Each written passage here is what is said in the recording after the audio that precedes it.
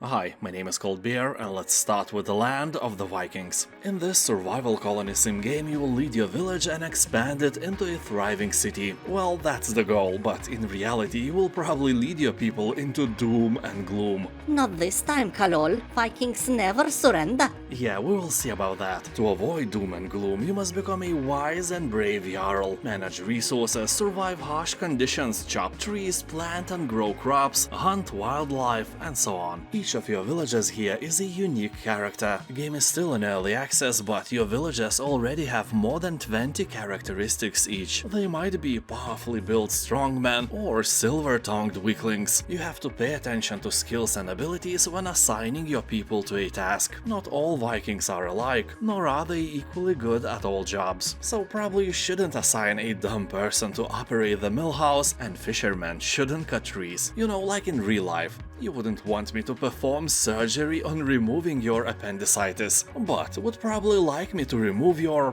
boredom, which I'm doing right now, so subscribe. Don't starve together.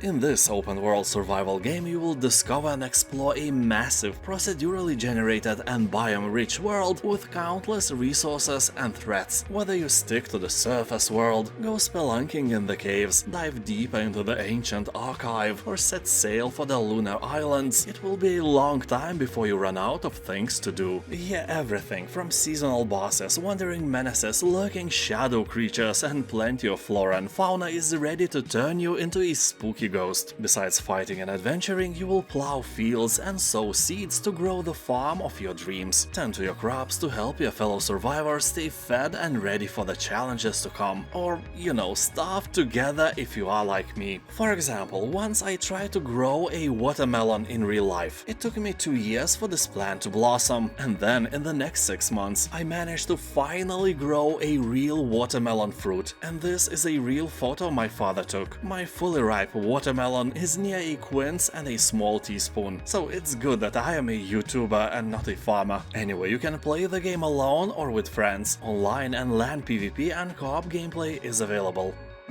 Cult of the Lamb. More than 90% of a positive review score is not something you may easily ignore. You know, you may ignore your coworkers, you may ignore that nasty pimple on your nose, you may even ignore the fact that you earn the same amount of money as in the last year and the inflation is making you poor, but you can't ignore potato salad, boobies, and cult of a lamb. Because here you will be thrown into the role of a possessed lamb and must start your own cult in a land of false prophets. You will venture out into diverse and mysterious regions to build a loyal community of fanatical followers and spread your word to become the one true cult. Also, you will have to destroy the non-believers and defeat rival cult leaders to absorb their power. And potato salad. People on Steam are saying that this game is unbelievably fun, has great art style, and is really addictive, just like a real cult. INMOST. This is an emotional and deeply atmospheric narrative-driven puzzle platformer. You will uncover the stories of an adventurous young girl, a stoic knight, and a man in search of answers. You will explore a crumbling, nightmarish landscape, slice through enemies and spring deadly traps in order to escape the evil that awaits. You will have to lure enemies into lethal traps, solve environmental puzzles, and utilize your scythe, hookshot, and pickaxe to avoid a gruesome end. The story is not very long. It will take you about 3 to 5 hours to complete. Literally depends on how dumb you are, because it's a puzzle game. It can work like an IQ test. If you finish it in 3 hours, congratulations. If in 5, well, I have bad news for you. And you finished it in 10. No, that's a lie. That's a lie, everyone. No, it isn't. Shut up. Outcast, Second Contact. This is the complete remake of the old-school title which sparked the open-world action-adventure genre. He will take the role of elite soldier and explore the planet Adelpha with complete freedom. As you journey in this world where magic and science mix, you will discover exotic cities, face fierce enemies, and attempt to learn the secrets of an advanced civilization. Very positive reviews and more than affordable price are the key factors why you should try this game. But keep in mind that everything, from the controls to UI and even fighting, is a bit different from other games you may have used to play. All in all, this is a remake of a game that is almost 25 years old by now.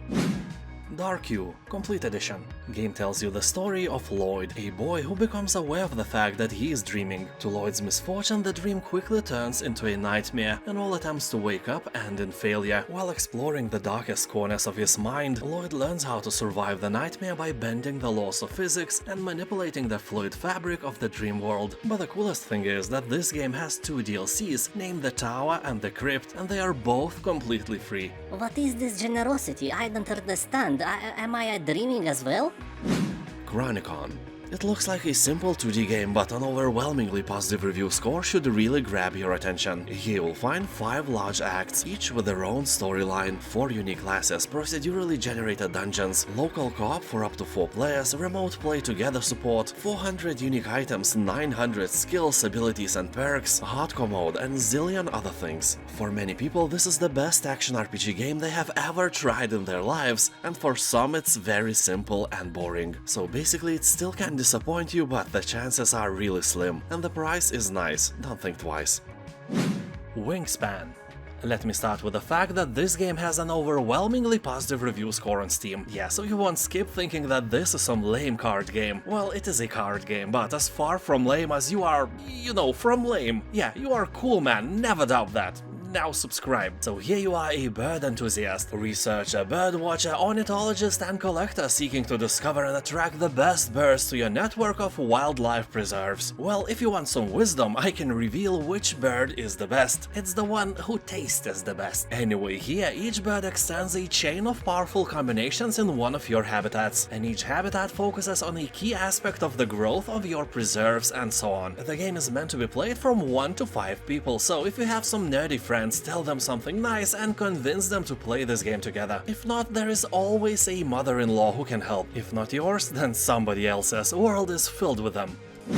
No Man's Sky. Developers say that here you can become anything you want, but it's obvious that you can't become a pirate giraffe with palm trees instead of legs, or an ocean filled with pink shoes. You can't become an ocean here, so realistically speaking, you have limited choices of what you may become. But in general, this game lets you choose from many different paths. Will you be a fighter preying on the weak and taking their delicious potato salad by force, or a merchant who will find rich resources on forgotten worlds and exploit them for the highest prices? Or maybe an explorer, go beyond the known frontier and discover places and things that no one has ever seen before, like, you know, whiskey without a hangover. Nobel Prize guaranteed. That's not how the Nobel Prize works. Oh, shut up. So in general, No Man's Sky procedurally generates the whole universe. It's still a bit smaller than your mama, but it will be enough for you to dive in for a few days at least, or maybe more. A lot of people who left comments on Steam, for example, have from about 20 to 150 hours of playtime. You can also play it in VR mode, although it's not a requirement by any means.